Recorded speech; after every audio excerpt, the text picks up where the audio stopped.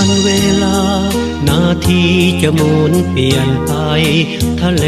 จะเหือดแห้งหายภูเขาทลายก็อย่าแม้นฟ้าจะปินแผ่นดินจะไหวตามมาแต่แห่งหักแห่งศรัทธาใจปรารถนาอย่างมันสองเฮาเคยนอนหัวหมอนหัวเมียงเสน่หาซื่นสมสุขสมรา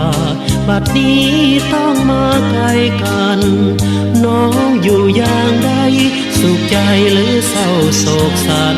ส่วนตัวอายเองแท้นั้นอยู่เดียวแสนจะเดียวคอยคิดทอดน้องก็ได้แต่มองภาพถ่ายขอฝากความในหัวใจกับสายลมลอย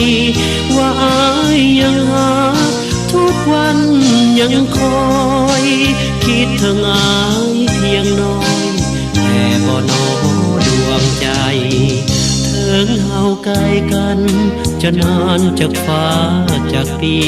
หากอายกดจากใจนี้บ่มียังมาลืมได้หากและห่วงน้องคอยน้องอยู่ทุกวันไปมุ่งหวังพบกันครั้งใหม่หากใจน้องบ่เปลี่ยนแปลง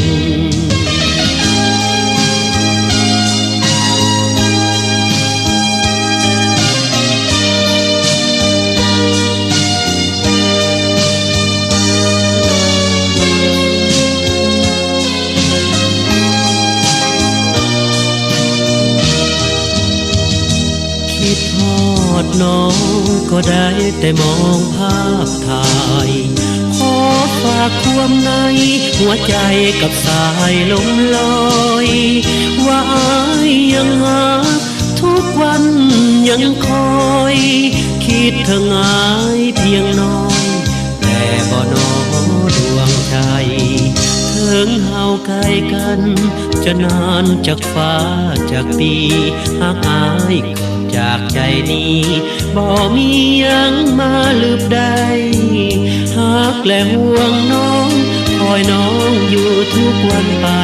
มุ่งหวังพบกันครั้งใหม่หากใจน้องบ่เปลี่ยนแปลง